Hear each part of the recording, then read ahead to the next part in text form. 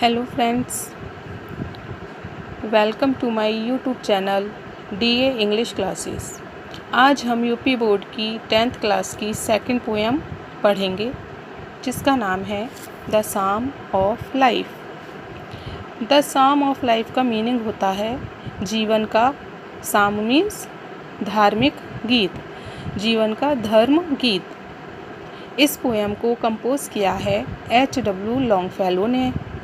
H.W. Longfellow का full form है Henry Wordsworth Longfellow.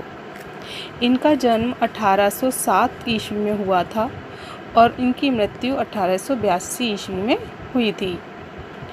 इस पोएम में उन्होंने लाइफ के बारे में अपने विचार दिए हैं।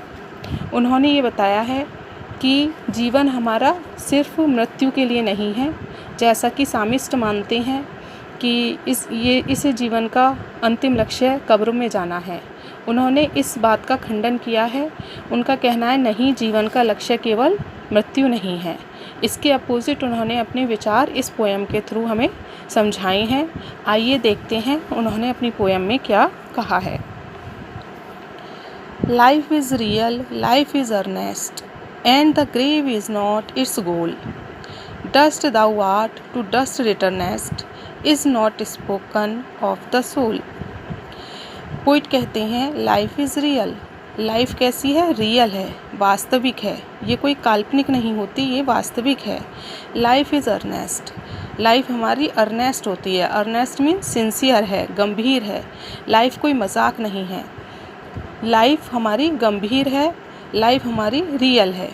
And the grave is not its goal. और ग्रेव मीन्स होता है कब्र। केवल कब्र में जाना ही इसका गोल नहीं है, उद्देश्य नहीं है। ज़िंदगी का उद्देश्य कब्र में जाना नहीं है। Dust thou art, dust means धूल, thou means you. Dust thou art, ऐसा कहा जाता है कि तुम धूल से बने हो। एंड टू डस्ट रिटर्नेस्ट, और वापस धूल में ही मिल जाओगे। ऐसी कहावत है कि धूल से बने हो, मिट्टी से बने हो और अंत में मिट्टी में ही मिल जाओगे। Is not spoken of the soul. Poet कहते हैं कि ये बात सच है, लेकिन ये बात सिर्फ शरीर के लिए सच है कि हमारा शरीर मिट्टी से बना है और अंत में मिट्टी में मिल जाएगा। लेकिन ये बात सोल, आत्मा के लिए सच नहीं है। आत्मा कभी नहीं मरती, वो अज़र और अमर रहती है। इसलिए पोइट कहते हैं कि लाइफ हमारी कोई मजाक की चीज़ नहीं है, ये एक रियल चीज़ है और ये बहुत ज़्यादा सिंसियर है। हमें अपने जीवन को बहुत अच्छे से जीना चाहिए। सेकंड स्टैंजा देखिए। Not enjoyment and not sorrow is our destined end or way, but to act that each tomorrow find us farther than today. Not enjoyment, हमारा जो लाइफ है उसका जो उद्देश्य है वो केवल एन्जॉयमेंट, खुश होना नहीं है। एंड नॉट सोरो, और ना ही केवल दुख भोगना है। Is our destined end, destined माने कहते हैं भाग्य में लिखा हुआ। ये हमारा भाग्य का लिखा हुआ नहीं है कि हम सारी ज़िंदगी या तो खुश रहें या दुख रहें। और ये हमारा रास्ता नहीं है। केवल खुशियाँ मनाना और दुखी रहना ही हमारे जीवन का अंतिम लक्ष्य नहीं है। फिर क्या है हमारे जीवन का अंतिम लक्ष्य? बट टू एक्ट, कवि के अनुसार हमारे जीवन का उद्देश्य है एक्ट करना। एक्ट मीन्स एक्शन करना, कर्म करना। दैट ईच टुमारो, और ऐसे एक्शन करना, ऐसा कर्म करना दैट, जो ईच टुमारो, हमारे हर कल को, आने वाले कल को, find us farther than today, आज से भी आगे ले जाए। यानी हम आने वाले कल में आज से बेहतर ज़िंदगी जिए। ऐसे हमारे कर्म होने चाहिए।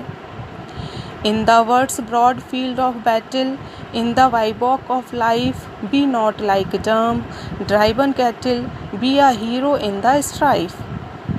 पोइट कहते हैं in the world's broad field of battle, कि ये जो वर्ड है, ये पूरी दुनिया जो है एक ब्रॉड फील्ड, बहुत बड़ा मैदान है। बैटल युद्ध क्षेत्र का, ये एक बहुत बड़ा युद्ध का मैदान है। इन द बाइवॉक ऑफ लाइफ, और लाइफ क्या है? हमारी ज़िंदगी क्या है? बाइवॉक है। बाइवॉक कहते हैं अस्थाई पड़ाव को, और लाइफ हमारी अस्थाई पड़ाव है। बी नॉट लाइक डम,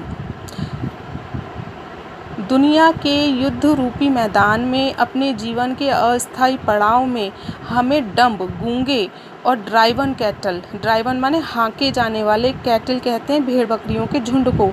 जिस तरह भेड़ बकरियों को झुंड को गड़हरिया हाँकता है, उस तरह से गूंगे और हाँके जाने वाले जानवरों की तरह हमें नहीं बनना है। Be a hero in a strife, strife यानी संघर्ष में, मुश्किलों में, हमें बल्कि कैसा जीवन जीना है, हीरो की तरह। हीरो की तरह हम अपनी ज़िंदगी जीनी है, मुश्किलों का सामना करना है। Let us then be up and doing with a heart for any fate. Let us, आओ, चलो, उठो, बी माने बी अप मीन्स उठो, एंड डूइंग और कर्म करो, विद ए हार्ट अपने पूरे मन से कर्म करो, फॉर एनी फेट चाहे कोई भी हमारा भाग्य हो, भाग्य में चाहे कुछ भी लिखा हो, सुख हो या दुख हो, लेकिन हमेशा अपना कर्म करो। Still achieving, still pursuing, learn to लेवर and learn to wait. Still achieving, हमेशा अचीव करो, हमेशा अपने उद्देश्य को प्राप्त करने के लिए आगे बढ़ो। स्टिल परस्यूइंग, और अपने लक्ष्य की प्राप्ति में लग जाओ। लर्न टू लेवर, और मेहनत करो, लेवर मीन्स हार्ड वर्क, हमेशा हार्ड वर्क करना सीखो। एंड टू वेट, और इंतज़ार करना सीखो। किस चीज़ का इंतज़ार? अपने फल का, अपने रिज़ल्ट का, जो हमने कर्म किया है उसका हमको क्या रिज़ल्ट मिलेगा, इसका इंतज़ार करना सीखो। हमेशा कर्म करते जाओ निस्वार्थ भाव से, और फल की इच्छा मत करो। जैसे कि हमारे शास्त्रों में भी कहा गया है, कर्मण्येवाधिकारस्ते मा फलेषु कदाचन, कि कर्म करो और फल की इच्छा मत करो, क्योंकि कर्म हमेशा मनुष्य के हाथ में होता है, लेकिन उसका फल ईश्वर के हाथ में होता है। अगर हम अपना कर्म पूरी मेहनत के साथ करेंगे तो हमें उसका फल भी अच्छा मिलेगा। वर्क इज़ वर्शिप, यही इस पोयम का सार है कि हमेशा अपना कर्म करना चाहिए, और कर्म भी ऐसा हो जो बहुत अच्छा हो, जो हमारे कल को आज से बेहतर बनाए। I hope you will understand the explanation of the poem. Please like and share my video and subscribe my channel. Have a good day.